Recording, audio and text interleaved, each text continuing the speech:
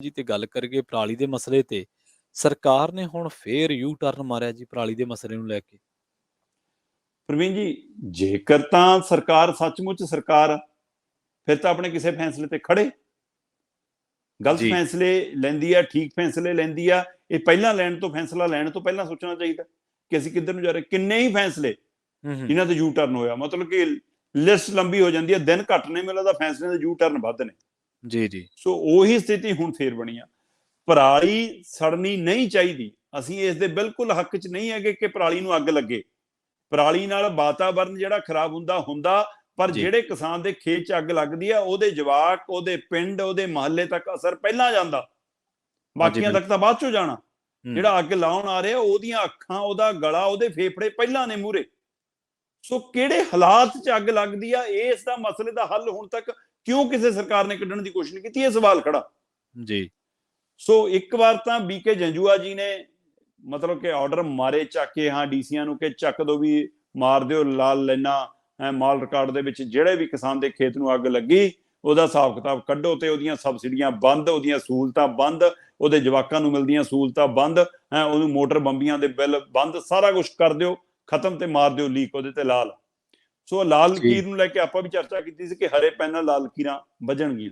ਸੋ ਚਰਚਾ ਸਰਕਾਰ ਦੇ ਦਰਬਾਰ ਤੱਕ ਵੀ ਪਹੁੰਚੀ, ਕਿਸਾਨ ਜਥੇਬੰਦੀਆਂ ਦਾ ਰੋਸਾ ਵੀ ਪਹੁੰਚਿਆ। ਕਿਸਾਨ ਜਥੇਬੰਦੀਆਂ ਨੇ ਇਹ ਕਿਹਾ ਕਿ ਸਾਨੂੰ ਵੀ ਪਰਾਲੀ ਸਾੜਨ ਦਾ ਸ਼ੌਂਕ ਨਹੀਂਗਾ, ਤੁਸੀਂ ਉਹਦਾ ਮੁੱਲ ਦੇ ਦਿਓ, ਸਾਨੂੰ ਪਰਾਲੀ ਸੰਭਾਲਣ ਦਾ ਹਰਜਾਨਾ ਤਾਂ ਦੇ ਦਿਓ, ਪਰਾਲੀ ਚੱਕਣ ਆ ਜਾਓ, ਆਪ ਚੱਕਣ ਆ ਜਾਓ, ਅਸੀਂ ਝੋਨਾ ਵੱਢ ਕੇ ਵਿਹਲੇ ਹੋ ਜਾ ਕਰਾਂਗੇ, ਪਰਾਲੀ ਲੈ ਜਾਓ। ਸੋ ਇਸ ਲਈ ਉਸ ਮਸਲੇ ਦੇ ਉੱਤੇ ਪੰਜਾਬ ਸਰਕਾਰ ਦੀ, ਭਗਵੰਤ ਮਾਨ ਦੀ ਜਿਹੜੀ ਤਜਵੀਜ਼ ਸੀ ਕਿ 2500 ਰੁਪਈਆ ਪਰ ਏਕੜ ਦੇ ਹਵਾਲੇ ਨਾਲ ਕੇਂਦਰ ਨਾਲ ਮਿਲ ਕੇ ਆਪਾਂ ਯੋਜਨਾ ਚਲਾ ਲਈਏ, 1500 ਰੁਪਈਆ ਪਰ ਏਕੜ ਪਿੱਛੇ ਕੇਂਦਰ, ਪਰ ਏਕੜ ਦੇ ਪਿੱਛੇ ਕਿ 1000 ਰੁਪਈਆ ਪੰਜਾਬ ਸਰਕਾਰ ਪਾ ਦਿਆ ਕਰੇ। ਸੋ ਇੰਜ 2500, ਪਰ ਉਹਦੇ ਉੱਤੇ ਕੇਂਦਰ ਕਹਿੰਦੇ ਪਿੱਛੇ ਹਟ ਗਈ। ਇੱਧਰ ਕਿਸੇ ਸਮੇਂ 100 ਰੁਪਈਆ ਪਰ ਕੁਆਂਟਲ ਪਿੱਛੇ ਮੰਗ ਚੱਲਦੀ ਸੀ, ਉਸ ਨੂੰ 200 ਰੁਪਈਆ ਪਰ ਕੁਆਂਟਲ ਤੱਕ ਲਿਆਂਦਾ ਗਿਆ ਕਿ ਜਿਵੇਂ ਚੀਜ਼ਾਂ ਦੇ ਭਾਅ ਵਧ ਰਹੇ ਨੇ, ਪਰ ਨਾ 100 ਮਿਲਿਆ ਨਾ 200 ਮਿਲਿਆ, ਗੱਲਾਂ ਹੀ ਚੱਲਦੀਆਂ ਰਹੀਆਂ। ਸੋ ਇਸ ਲਈ ਕਿਸਾਨ ਫਿਰ ਕੀ ਕਰੇ, ਮਤਲਬ ਕਿ ਉਹ ਇਸ ਚੱਕਰ ਦੇ ਵਿੱਚ, ਔਰ ਕਈ ਜਿੱਦ ਚਲਾਉਂਦੇ ਨੇ, ਕਈ ਜਿਹੜੇ ਸੰਭਾਲਣ ਦੇ ਸਮਰੱਥ ਵੀ ਨੇ, ਕਈ ਮਤਲਬ ਕਿ ਜਥੇਬੰਦੀਆਂ ਦੇ ਲੀਡਰ ਵੱਡੇ ਵੱਡੇ, ਜ਼ਿਮੀਂਦਾਰ ਵੱਡੇ, ਘਰਾਣੇ ਵੱਡੇ, ਉਹ ਵੀ ਲਾਉਂਦੇ ਨੇ। ਈਵਨ ਕਈ ਥਾਵਾਂ ਤੇ ਛੋਟੇ ਸੰਭਾਲਦੇ ਵੀ ਦੇਖੇ ਨੇ ਅਸੀਂ, ਕਈਆਂ ਨੇ ਇਸ ਤੋਂ ਸਮਝ ਵੀ ਲਈ ਆ, ਕਈਆਂ ਨੇ ਇਸ ਲਈ ਪਹਿਲ ਕਦਮੀਆਂ ਵੀ ਕੀਤੀਆਂ। ਸੋ ਗੁਰਪ੍ਰੀਤ ਚੰਦਵਾਜਾ ਹੋਰ ਹੀ ਅਕਸਰ ਕਹਿੰਦਾ ਕਿ ਬਾਈ ਕਿਸੇ ਸਮੇਂ ਮੈਂ ਆਪਣੇ ਖੇਤ 'ਚ ਅੱਗ ਲਾਉਂਦਾ ਸੀ, ਪਰ ਹੁਣ ਮੈਨੂੰ ਸਮਝ ਆ ਗਈ ਕਿ ਮੈਂ ਪੰਛੀਆਂ ਦੇ ਘਰ ਵੀ ਉੱਜੜਦੇ ਨੇ, ਦਰਖਤ ਵੀ ਖਰਾਬ ਹੁੰਦੇ ਨੇ, ਮੇਰੀ ਜ਼ਮੀਨ ਵੀ ਖਰਾਬ ਹੁੰਦੀ ਹੈ। ਸੋ ਬੇਸ਼ੱਕ ਘਾਟਾ ਪੈਂਦਾ, ਵਾਧਾ ਪੈਂਦਾ, ਮੈਂ ਆਪਣੇ ਖੇਤ ਦੇ ਵਿੱਚ ਹੁਣ ਅੱਗ ਨਹੀਂ ਲਾਉਂਦਾ। ਇਸ ਲਈ ਮੈਂ ਕਹਿ ਸਕਦਾ ਕਿ ਭਾਈ ਪਹਿਲਾਂ ਗੁੜ ਖਾਣਾ ਛੱਡਿਆ ਤਾਂ ਮੈਂ ਕਹਿ ਰਿਹਾ।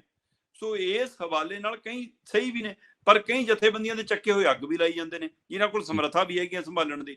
ਪਰ ਸਵਾਲ ਇਹ ਹੈ ਕਿ ਚਾਹੇ ਸੂਬੇ ਦੀ ਸਰਕਾਰ ਹੈ, ਚਾਹੇ ਇਹ ਕੇਂਦਰ ਦੀ ਸਰਕਾਰ ਹੈ, ਕਿਹੜੀ ਸਰਕਾਰ ਹੈ ਜਿਹਨੇ ਇਸ ਮਸਲੇ ਦਾ ਸਥਾਈ ਹੱਲ ਲੱਭਣ ਦੀ ਕੋਸ਼ਿਸ਼ ਕੀਤੀ ਹੋਵੇ। ਟੈਂਪਰੇਰੀ ਸਕੀਮਾਂ ਲਿਆਉਂਦੇ ਨੇ ਕਿ ਆਹ ਮਸ਼ੀਨ ਭੇਜਤੀ ਜੀ, ਉਹ ਮਸ਼ੀਨ ਬਾਅਦ ਚੋਂ ਲੱਭਦੀ ਨਹੀਂ, ਕੋਈ ਮਸ਼ੀਨ ਚੱਲਦੀ ਨਹੀਂ, ਕੋਈ ਸਰਪੰਚ ਦੇ ਘਰੇ ਖੜੀ ਆ, ਕੋਈ ਕਿਸੇ ਬੜੇ ਜ਼ਿਮੀਂਦਾਰ ਕਬਜ਼ਾ ਕਰੀ ਬੈਠਾ, ਉਹ ਮਸ਼ੀਨ ਘਟਾਲੇ ਚੱਲੀ ਜਾਂਦੇ ਨੇ। ਸੋ ਇਹ ਸਾਰੇ ਪਹਿਲੂ ਦੇ ਉੱਤੇ ਗੌਰ ਕਰਨ ਦੀ ਲੋੜ ਹੈ। ਤੇ ਇਸ ਮਸਲੇ ਨੂੰ ਧਿਆਨ 'ਚ ਰੱਖਦੇ ਹਾਂ ਹੁਣ ਸਰਕਾਰ ਨੇ ਯੂ ਟਰਨ ਇਹ ਲਿਆ ਕਿ ਅਸੀਂ ਕੋਈ ਲਾਲ ਲਕੀਰ ਨਹੀਂ ਮਾਰ ਰਹੇ ਜੀ, ਅਸੀਂ ਤਾਂ ਸਿਰਫ ਬੇਨਤੀਆਂ ਅਪੀਲਾਂ ਕਰਾਂਗੇ। ਸੋ ਫਿਰ ਉਹ ਚੀਫ ਸੈਕਟਰੀ ਦਾ ਹੁਕਮ ਕੀ ਸੀ ਭਾਈ, ਜਿਹੜਾ ਡੀਸੀਆਂ ਨੂੰ ਗਿਆ, ਤੇ ਉਹ ਇਹਦਾ ਮਤਲਬ ਤੁਸੀਂ ਯੂ ਟਰਨ ਲੈ ਰਹੇ ਹੋ। ਹੁਣ ਖੇਤੀਬਾੜੀ ਮੰਤਰੀ ਨੇ ਕਿਹਾ ਕਿ ਅਸੀਂ ਅਪੀਲ ਕਰਾਂਗੇ ਕਿਸਾਨਾਂ ਨੂੰ, ਅਸੀਂ ਬੇਨਤੀ ਕਰਾਂਗੇ, ਅਸੀਂ ਨਹੀਂ ਮਤਲਬ ਕਿ ਕੋਈ ਉਹਨਾਂ ਤੇ ਕਾਰਵਾਈ ਕਰਾਂਗੇ, ਕੋਈ ਲਾਲ ਲਕੀਰ ਨਹੀਂ ਵੱਜੂ, ਕੋਈ ਰੈੱਡ ਐਂਟਰੀ ਨਹੀਂ ਹੋਊਗੀ, ਕੋਈ ਉਹਨਾਂ ਦੀ ਸਬਸਿਡੀਆਂ ਨਹੀਂ ਰੋਕੀਆਂ ਜਾਣਗੀਆਂ, ਕੋਈ ਸਹੂਲਤਾਂ ਨਹੀਂ ਰੋਕੀਆਂ ਜਾਣਗੀਆਂ। ਬਸ ਕਿਸਾਨਾਂ ਨੂੰ ਅਰਜ਼ੋਈ ਤੇ ਬੇਨਤੀ ਆ ਕਿ ਉਹ ਪਰਾਲੀ ਨਾ ਸਾੜਨ।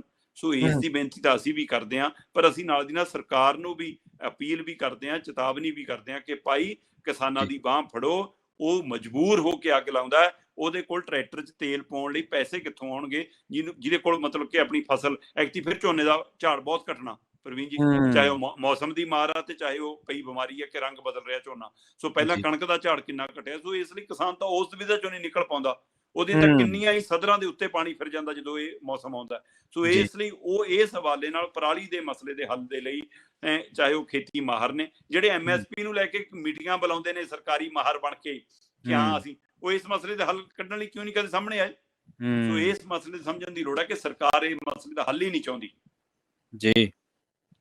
ਜੀ ਸ਼ਰਮਾ ਜੀ, ਬਹੁਤ ਬਹੁਤ ਧੰਨਵਾਦ ਤੁਹਾਡਾ ਇਹਨਾਂ ਖਾਸ ਜਾਣਕਾਰੀਆਂ ਦੇ ਲਈ, ਬਹੁਤ ਸ਼ੁਕਰੀਆ ਜੀ। ਸੋ ਪ੍ਰੋਗਰਾਮ ਖਬਰ ਤੇ ਨਜ਼ਰ ਦੇ ਵਿੱਚ ਆਪਣੇ ਨਾਲ ਜੁੜੇ ਸਨ ਦੀਪਕ ਸ਼ਰਮਾ ਚਨਾਰਥਲ ਜੀ, ਜਿਨ੍ਹਾਂ ਦੇ ਨਾਲ ਆਪਾਂ ਪਰਾਲੀ ਦੇ ਮਸਲੇ ਤੇ ਸਰਕਾਰ ਦਾ ਜਿਹੜਾ ਯੂ ਟਰਨ ਹੈ, ਮੋਦੀ ਦੀ ਕੈਬਨਿਟ ਦੇ ਵਿੱਚ ਫਿਰ ਬਦਲ ਦੀ ਤਿਆਰੀ। ਪਾਇਲਟ ਦਾ ਹੈਲੀਕਾਪਟਰ ਭਾਜਪਾ ਦੇ ਹੈਲੀਪੈਡ ਤੇ ਕਰੇਗਾ ਲੈਂਡ, ਵੱਡਾ ਸਵਾਲ ਹੈ। ਇਹ 'ਚ ਕਿਆਸਰਾਈਆਂ ਕਈ ਨੇ, ਚਰਚਾਵਾਂ ਕਈ ਤਰ੍ਹਾਂ ਦੀਆਂ ਨੇ। ਮਾਨ ਦੇ ਇਜਲਾਸ ਦੇ ਬਰਾਬਰ ਦੋ ਹੋਰ ਇਜਲਾਸ ਹੋਏ ਨੇ ਤੇ ਮਾਨ ਨੇ ਪੇਸ਼ ਕੀਤਾ ਭਰੋਸ ਕੀਮਤਾਂ। ਇਹਨਾਂ ਖਬਰਾਂ ਨੂੰ ਲੈ ਕੇ ਚਰਚਾ ਕੀਤੀ ਹੈ। ਪਰਾਲੀ ਦੀ ਹੀ ਗੱਲ ਜਿਹੜੀ ਅਖੀਰ ਦੇ ਵਿੱਚ ਇਹ ਨਿਬੜਦੀ ਇੱਥੇ ਆ ਗਿਆ ਸ਼ਰਮਾ ਜੀ, ਕਿ ਕੈਪਟਨ ਸਾਹਿਬ ਦੀ ਸਰਕਾਰ ਤੇ ਹੁਣ ਐਲੀਗੇਸ਼ਨ ਲੱਗ ਰਿਹਾ ਕਿ 1178 ਕਰੋੜ ਰੁਪਏ ਦੀ ਜਿਹੜੀ ਮਸ਼ੀਨਰੀ ਆਈ ਸੀ ਬਿਲਕੁਲ 4 ਸਾਲਾਂ ਦੇ ਵਿੱਚ, ਉਸ ਮਸਲੇ ਤੇ ਕੀਤੇ ਕੱਖ ਨਹੀਂ। ਖੇਤੀ ਸੰਦ ਬੈਂਕ ਬਣਨੇ ਸੀਗੇ, ਕੇਂਦਰ ਨੇ ਪੈਸਾ ਭੇਜਿਆ ਸੀਗਾ। ਖੈਰ ਦੇਖਦੇ ਹਾਂ ਉਹਨਾਂ ਮਸਲਿਆਂ ਦੀ ਜਾਂਚ ਕਦੋਂ ਹੁੰਦੀ ਹੈ। ਸ਼ਰਮਾ ਜੀ ਬਹੁਤ-ਬਹੁਤ ਇੱਕ ਵਾਰ ਫਿਰ ਤੋਂ ਧੰਨਵਾਦ ਜੀ ਤੁਹਾਡਾ। ਬਹੁਤ ਸ਼ੁਕਰੀਆ। ਜੀ, ਜੀ। ਸੋ ਤੁਸੀਂ ਜੁੜੇ ਰਹੋ ਪੰਜਾਬੀ ਰੇਡੀਓ USA ਦੇ ਨਾਲ। ਆਖਿਰ ਦੇ ਵਿੱਚ ਇੱਕ ਵਾਰ ਫਿਰ ਤੋਂ ਤੁਹਾਨੂੰ ਸਭ ਨੂੰ ਪਿਆਰ ਸਤਿਕਾਰ ਸਹਿਤ